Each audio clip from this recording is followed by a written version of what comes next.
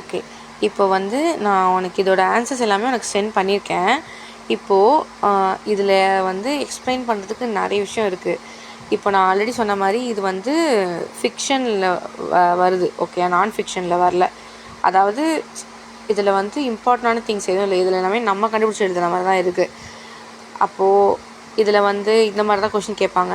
First 2-3 question வந்து உனக்கு grammar ரிலேட்டடாக கேட்டிருக்காங்க. மீதி இருக்கிற எல்லா கொஷினுமே அதுக்கு ஆன்சர் வந்து இந்த பேராகிராஃபில் தான் இருக்குது. அதே மாதிரி இது வந்து பேராகிராஃப் மாறும். இன்றைக்கி நான் சொல்கிற மாதிரியே தான் நாளைக்கு வேறு பேராகிராஃப் கொடுத்துட்டாங்கன்னா டோட்டலாக எல்லா கொஷினுமே மாறிடும்.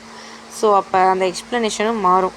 பட் இப்போ உனக்கு வந்து ஒரு ஐடியா வரணுன்றதுக்காக நான் சொல்கிறேன் சில விஷயம். இப்போ வந்து ஃபஸ்ட்டு கொஷின் பார்த்தீங்கன்னா, இந்த ஃபஸ்ட் கொஷின் பார்த்தீங்கன்னா, what technique does the writer use அப்படின்னு கேட்டிருக்காங்களா. What technique the writer use in the title அப்படின்னு கேட்டிருக்காங்க. இப்போது இதில் டைட்டில்ன்றது எது தெரியுமா? இந்த 2 லைன் தான் டைட்டிலாம். அதாவது இந்த அண்டர்லைன் பண்ணியிருக்காங்கல்ல, இந்த 2 லைன் தான் வந்து என்னது வந்து டாப்பிக்காம், டைட்டிலாம். இந்த 2 லைனில் வந்து என்ன டிவைஸ், அதாவது என்ன மெத்தட் அவர் யூஸ் பண்ணியிருக்காரு அப்படின்னு கேட்டிருக்காங்க ஆத்தர். ஓகே, இந்த கெனைன் காக்டைல் அப்படின்னு வந்திருக்குல்ல, சிசி ரெண்டுமே, கெனைன் அப்படிங்கிற வார்த்தையும் சியில் தான் ஸ்டார்ட் ஆகுது, காக்டெயிலுங்கிற வார்த்தையும் வந்து சியில் தான் ஸ்டார்ட் ஆகுது.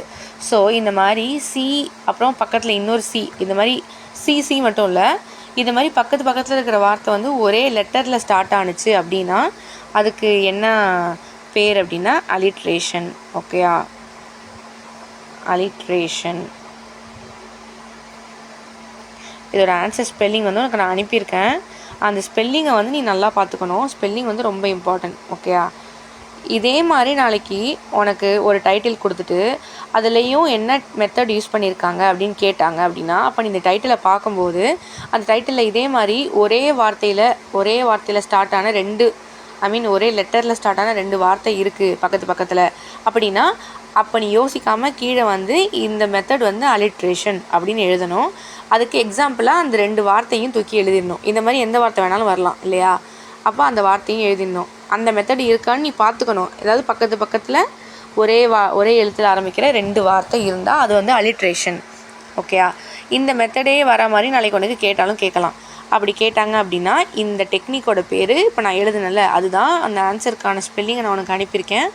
அதை நல்லா பார்த்துக்கணும், நல்லா ஞாபகம் வச்சுக்கோ. ஒரே எழுத்தில் ஆரம்பிக்கிற 2 வார்த்தை, அதுக்கு பேர் அலிட்ரேஷன், அதாவது ரிப்பீட் ஆகுறது அப்படின்னு அர்த்தம். ஓகேயா, இப்போ செகண்ட் கொஷினை பார்த்தீங்கன்னா, செகண்ட் கொஷின் இருக்குல்ல, இதில் என்ன கேட்டிருக்காங்க, find another example of this from the passage. Okay, இப்போது நம்ம ஆல்ரெடி கண்டுபிடிச்சோம்ல இந்த கெனைன் காக்டெயில் சிசி, அதே மாதிரி இன்னொரு எக்ஸாம்பிள் கண்டுபிடிங்க அப்படின்னு கேட்டிருக்காங்க.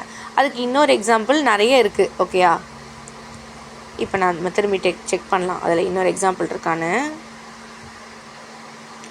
இதுலேயே இருக்குது பாரு, இதுலேயே இன்னும் 2 இருக்குது.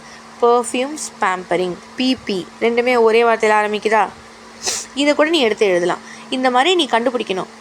ஓகே, அலிட்ரேஷன் இருக்குதுன்னு தெரிஞ்சிருச்சு அப்படின்னா ஒரே மாதிரி இருக்கிற 2 வார்த்தை எப்படிலாம் இருக்குது அப்படின்னா அதை எடுத்து நீ எழுதலாம்.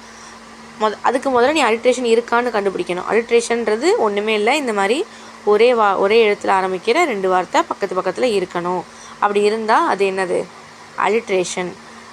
இப்போ இது ரெண்டு கொஷினும் ஒரே கொஷின் தான், ஆனால் வேறு மாதிரி கேட்டிருக்காங்க. அதனால் உனக்கு கொஞ்சம் சில டைம் இந்த மாதிரி கேட்டால் கன்ஃபியூஸ் ஆகலாம். இப்போ 2 கொஷினுக்கும் ஒரே கொஷின் தான், ரெண்டுமே ஒரே கொஷின் தான். அதுக்கு 2த்துக்குமே நம்ம ஒரே ஆன்சர் தான் எழுத போகிறோம். ஒரே எழுத்தில் ஆரம்பிக்கிற 2 வார்த்தை இருந்துச்சுன்னா 2 எழுதணும். ஆனால் இதுக்கு வந்து கெனைன் காக்டெயில்னு எழுதுவோம். இந்த கொஷினுக்கு கெனைன் காக்டெயில், இந்த கொஷினுக்கு அந்த பிபியில் ஆரம்பிக்கிற 2 வார்த்தையை வந்து எடுத்து எழுதுவோம். ஓகேயா, அடுத்த கொஷின் பார்த்தீங்கன்னா, find three words from the paragraph which சஜஸ் only the best for the talk something கேட்டிருக்காங்க. இதுக்கான ஆன்சர் வந்து இந்த பேராகிராஃப்லேயே தான் இருக்குது. இந்த இதுக்கப்புறம் வர்றது எல்லாமே எல்லா கொஷினுக்குமே ஆன்சர் வந்து பேராகிராஃபில் தான் இருக்குது. அது எல்லாமே நான் உனக்கு ஆன்சராக அனுப்பியிருக்கேன். இப்போது கடைசி 2 கொஷினை பாரு. கடைசி கொஷின் ஒன்று இருக்குல்ல, இதில் வந்து டிக்ஷனரி ஒர்க்குன்னு கொடுத்துருக்காங்க பாரு. இதில் வந்து ஒரு வார்த்தையை கொடுத்து அந்த வார்த்தைக்கான மீனிங் என்னென்னு கேட்டிருக்காங்க. இப்போது இந்த மாதிரி கேட்டாங்கன்னா உனக்கு அந்த வார்த்தைக்கான மீனிங் தெரியணும். தெரிஞ்சால் தான் நீ ஆன்சர் பண்ணுவேன். இப்போ உனக்கு அந்த வார்த்தைக்கான மீனிங்கே தெரியல அப்படின்னா நீ என்ன பண்ணுவேன்? அப்போது அந்த வார்த்தையை மட்டும் நீ படிக்கக்கூடாது. அந்த வார்த்தை எந்த இடத்துல வந்திருக்குன்னு நீ ஃபஸ்ட்டு செக் பண்ணணும். அந்த வார்த்தையை ஃபஸ்ட்டு நீ கண்டுபிடிக்கணும். இந்த பேராகிராஃபில் இந்த வார்த்தை எங்கே இருக்குது தெரியுமா? இதோ இருக்குது. ஓகேயா? இப்போ நீ கண்டுபிடிச்சிட்டு உனக்கு அந்த வார்த்தைக்கான அர்த்தம் தெரிஞ்சால் ஓகே. அந்த வார்த்தைக்கு அர்த்தம் தெரியலங்கும் போது நீ அதை சென்டென்ஸாக சேர்த்து படித்து பார்க்கணும். ஒரு வேளை அந்த வார்த்தைக்கான அர்த்தமே நமக்கு தெரியல அப்படின்னாலுமே சென்டென்ஸாக சேர்த்து படித்தா நமக்கு ஒரு ஐடியா கிடைக்கும்.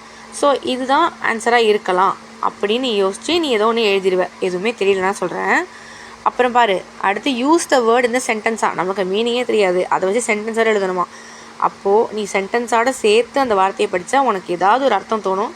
அந்த அர்த்தத்தை வச்சு நீ சென்டென்ஸும் எழுதிடலாம், அதுக்கான மீனிங்கும் எழுதிடலாம். முக்கியமான விஷயம், இந்த மாதிரி நாளைக்கு ஒரு கொஷின் வருது அப்படின்னா ஃபஸ்ட் நீ பேனிக் ஆகாத. ஈஸியாக இருக்கிற எல்லாத்தையும் ஃபினிஷ் பண்ணிவிட்டு இந்த டாப்பிக்கு வா.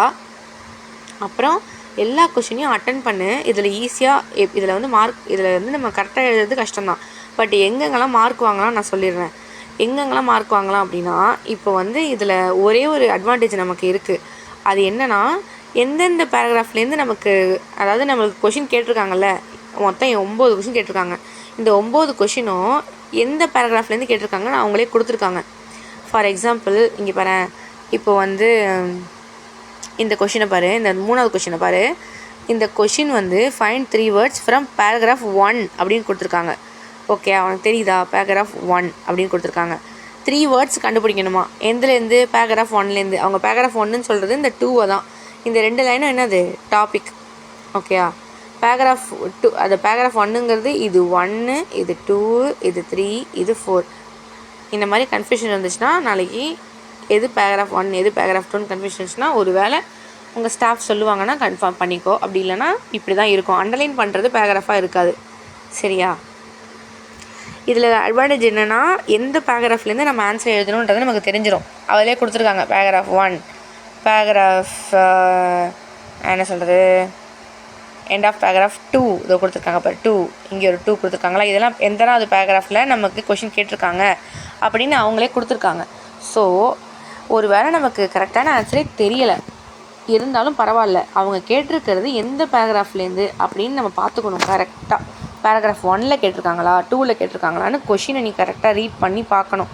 சரியா? இங்கே பாரு, பேராகிராஃப் 4ன்னு இருக்குது.